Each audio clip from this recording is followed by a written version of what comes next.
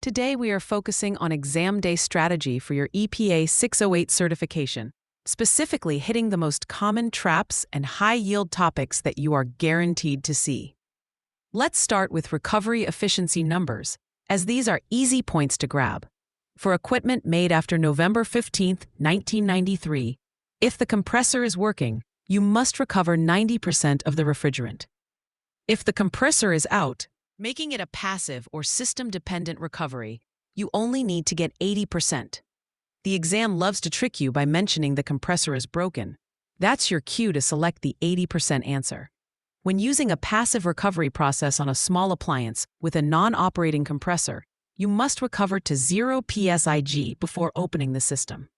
Speaking of recovery, let's talk about the cylinder itself. You must never fill a recovery cylinder more than 80% of its capacity by weight.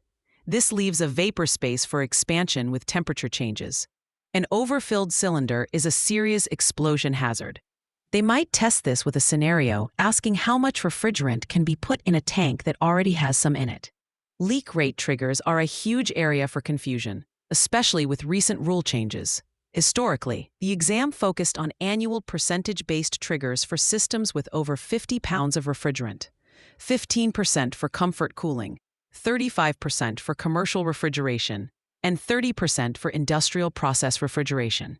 However, under the AIM Act, as of 2026, the rules have expanded significantly. The trigger threshold has been lowered from 50 pounds to 15 pounds for many systems containing HFCs. This means many more commercial rooftop units and multi-zone splits are now subject to mandatory repair timelines if they exceed the percentage leak rates. You absolutely must know the difference between the Montreal Protocol and the Kigali Amendment. The Montreal Protocol deals with protecting the stratospheric ozone layer by phasing out CFCs and HCFCs. Remember that R12, a CFC, has the highest ozone depletion potential, or ODP. The Kigali Amendment, implemented in the U.S. by the AIM Act, targets climate change by phasing down HFCs based on their global warming potential, or GWP. Don't mix up ODP and GWP on the exam. A classic safety question involves heating refrigerant, which can create highly toxic phosgene gas. Also, know the difference between recover, recycle, and reclaim. Recovery is just removing refrigerant into a cylinder. Recycling is cleaning it on-site for reuse in the same owner's equipment. Reclaiming is processing it back to virgin ARI 700 purity standards at an EPA-certified facility, which is the only way it can be resold. Now for Type 3 systems, which are low-pressure appliances like centrifugal chillers. A major exam trap is how they leak. Since they operate in a vacuum, a leak will draw outside air and moisture into the system, rather than pushing refrigerant out. This is a guaranteed question and is why these systems need a purge unit to remove non-condensables. Finally, a few quick certification facts. Universal certification means you passed Core, Type 1, Type 2, and Type 3.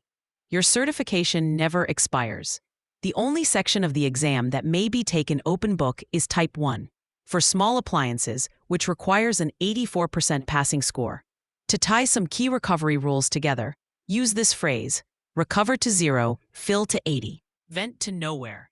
This reminds you to recover to 0 psig on a dead small appliance. Fill your tank to only 80%, and that intentional venting is illegal. For free practice questions, AI-powered explanations, and more exam prep tools, visit openexamprep.com. That's openexamprep, all one word, .com.